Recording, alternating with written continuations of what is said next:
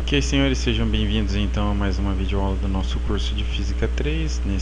Nessa nossa aula nós vamos ver os conceitos relativos aí à dilatação térmica. Esse é o meu plano de aula. Como objetivo, eu espero então que no final você seja capaz de explicar a origem desse fenômeno e calcular alguns eventos que são relacionados aí a dilatações térmicas, ok?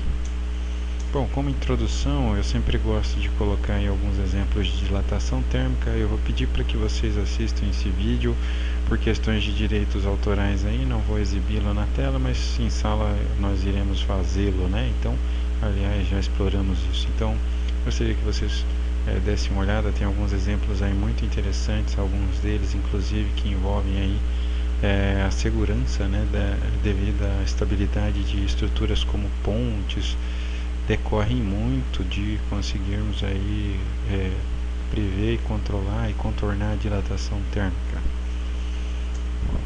Então, uma das aplicações aí mais óbvias desse fenômeno são as juntas de dilatações que os engenheiros têm que...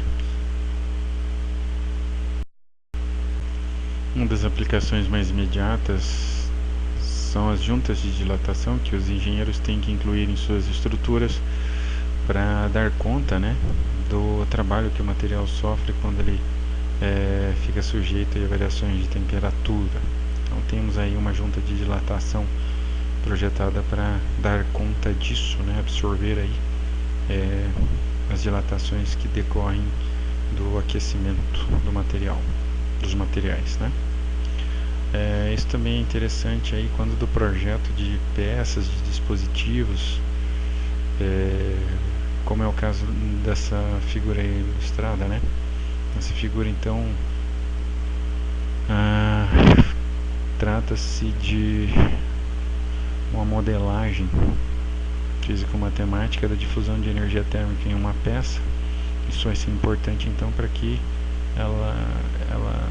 a dilatação, né, que ela sofra seja controlada, seja conhecida a princípio, né, para que isso não produza aí fenômenos indesejados e até talvez a ruptura, o colapso do sistema. Então, de maneira geral, pessoal, nós podemos considerar que objetos aquecidos se expandem, né, e resfriados se contraem, muito embora nós devemos ver que a água tem um comportamento anômalo, uma faixa de temperatura. No devido tempo nós iremos tratar disso. Então vejamos aí a dilatação térmica propriamente dita. Eu gostaria de começar, né, esse assunto tratando aí da explicação do porquê, então, pelo menos é o que nós consideramos, né, por que os materiais se expandem quando sujeito a um aquecimento. Então o que vocês estão vendo aí na tela é um potencial de Lennard-Jones que nos mostra qual que é a relação do potencial de interação interatômicos para pequenas distâncias. Então vocês podem verificar aqui que são distâncias de alguns angstroms, então distância entre átomos, né? Eu gostaria que vocês percebessem aí o perfil assimétrico dessa curva. Vejam que ela tem uma variação muito intensa nessa região, que decorre do fato de não conseguirmos, né, termos muita dificuldade de aproximar os átomos entre si. Começam a agir forças de interação fortes aí que fazem com que esse potencial tenda ao infinito. Mas a partir dessa posição de mínimo, que nós podemos considerar que é uma posição de equilíbrio, aí a variação é um tanto mais suave. Mas o que eu gostaria de destacar é que quando os átomos vibram dentro dos sólidos, eles vibram numa região próxima ou parecida a essa aqui. E aí o que eu queria que vocês percebessem é que ele vai passar muito mais tempo longe da região de equilíbrio do que próximo, ou antes a ela, né? A moral da história é que, em média, então, esses átomos, como eles estão oscilando, ficam mais distantes da posição de equilíbrio anterior. Isso explicaria o porquê da dilatação dos materiais. Eu fiz aí uma animação que eu acho que vai ajudar a compreender melhor o que eu acabei de dizer. Então tá aí, na tela que vocês estão vendo, é uma animação que eu fiz para tentar mostrar o efeito do potencial de Lennard-Jones.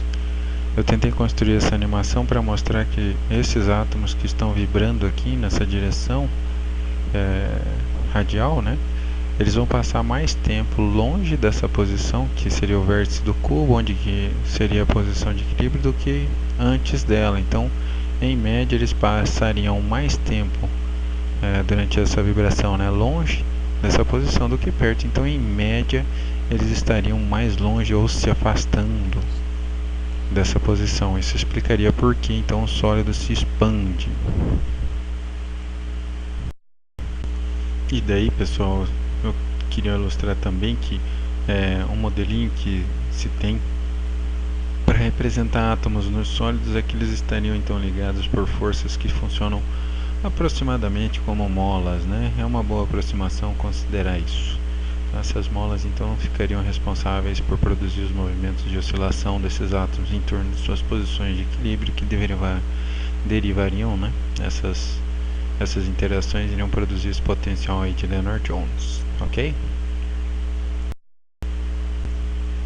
Então aí na tela uma outra representação que eu fiz do sistema, só para vocês verem como é que se entende que seriam os átomos numa estrutura cristalina do tipo cúbica.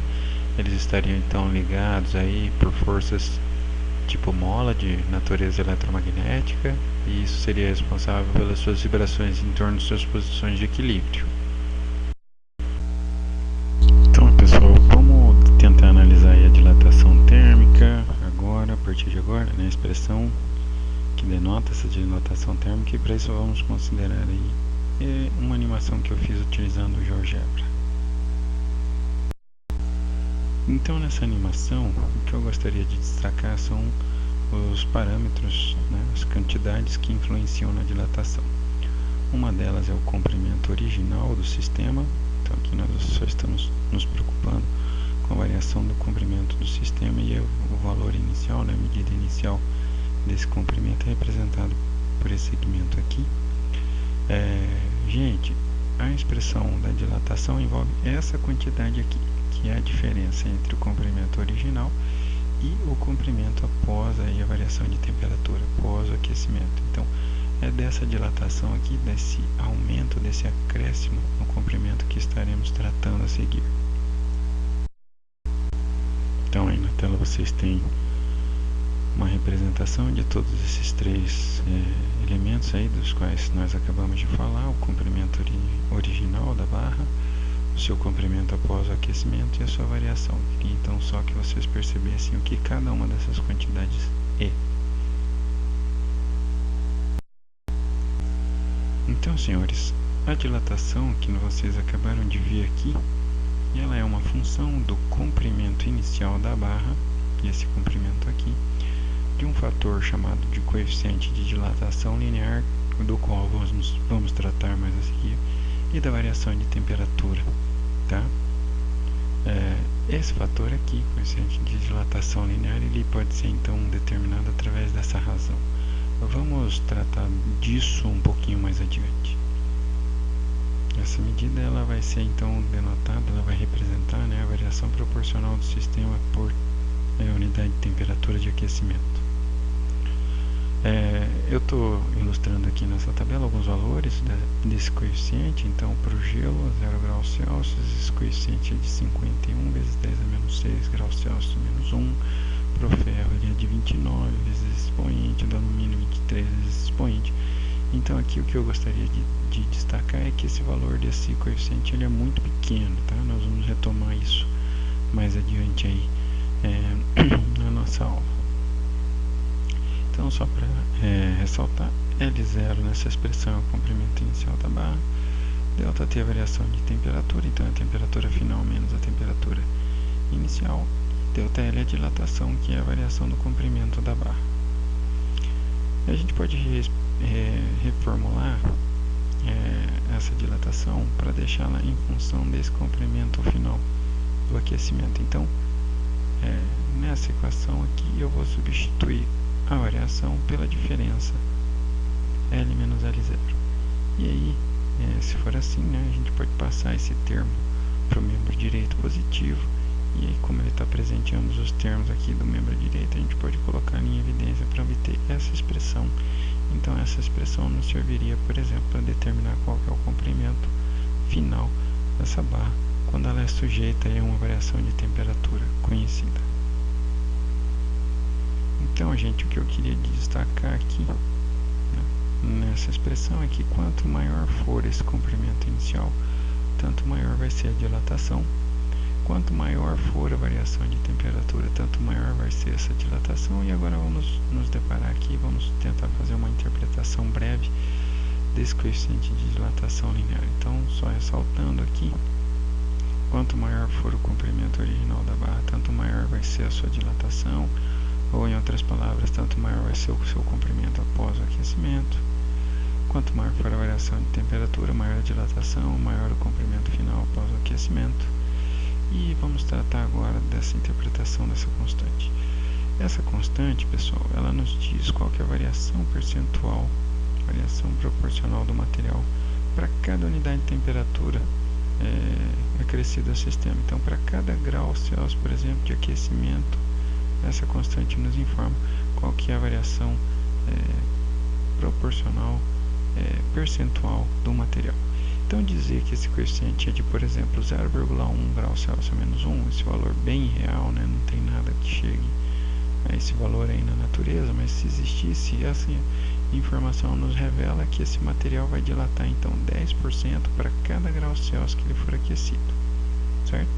Então, essa é a interpretação desse coeficiente. Ele nos diz aí qual que é a variação proporcional da barra, dado um aquecimento unitário aí. Então agora nós vamos ver alguns exemplos. Então vejamos alguns exemplos só para praticar esse conhecimento. Digamos que nós queremos comparar aí a dilatação do comprimento e da largura desses três sistemas, né? De acordo com o que a gente viu, tanto maior será essa dilatação quanto maior for a dimensão original. Então aqui 1 e 2 tem o mesmo comprimento e é maior do que o de 3, então ambos devem sofrer a maior dilatação, né? Ambas essas dilatações devem ser iguais, porém maiores que a de 3. E com relação à largura, 2 tem uma largura maior que 1, que é igual a de 3. Então a dilatação na largura de 2 deve ser maior que a de 1, que deve ser igual a de 3, certo? Vejamos então aqui um exemplo mais prático. Vamos ver qual que é a dilatação desse trilho de aço de 100 metros de comprimento, que vai passar aqui de 10 a 30 graus Celsius. Esse é um exemplo interessante porque pode ser a variação de temperatura de um trilho real em alguma cidade. Pode realmente chegar a variar. A temperatura pode realmente chegar a variar desse tanto aí. Então, pessoal, para calcular a dilatação, tudo que nós vamos fazer é substituir os parâmetros aí, calcular essa diferença, cancelar aqui os graus Celsius, né? E realizar as multiplicações para encontrar esse 2,2 vezes 10 a menos 2 metros, ou seja, de apenas 2 centímetros. Então é só para ver que essa dilatação é em geral muito pequena e por isso os coeficientes de dilatação são pequenos. Num outro caso, a gente vai calcular aí a dilatação e depois o comprimento final de uma barra de 90 metros a 10 graus Celsius que vai ser aquecida até 20, né? Então, de novo, para calcular a dilatação, tudo que nós vamos fazer é substituir os parâmetros, calcular essa diferença, cancelar os graus Celsius, realizar aí as multiplicações para obter esse resultado, tá? Então, um resultado bem pequenininho, como havia destacado anteriormente. E, bom, para calcular o comprimento final, a gente pode usar essa relação, substituir os parâmetros para encontrar o resultado. Mais um exemplo aqui, um exemplo gráfico que relaciona comprimento com temperatura. São dados dois valores aqui de comprimento e temperatura correlatos e a gente vai calcular baseado nesse gráfico o coeficiente de dilatação linear e o comprimento da barra 70 graus Celsius. Então, do gráfico nós podemos extrair que o comprimento inicial é 8,02, tá? A variação no comprimento vai ser de apenas 0,04 centímetros. E aí a variação de temperatura correspondente aqui vai ser de 40, né? De 0 até 40 graus Celsius.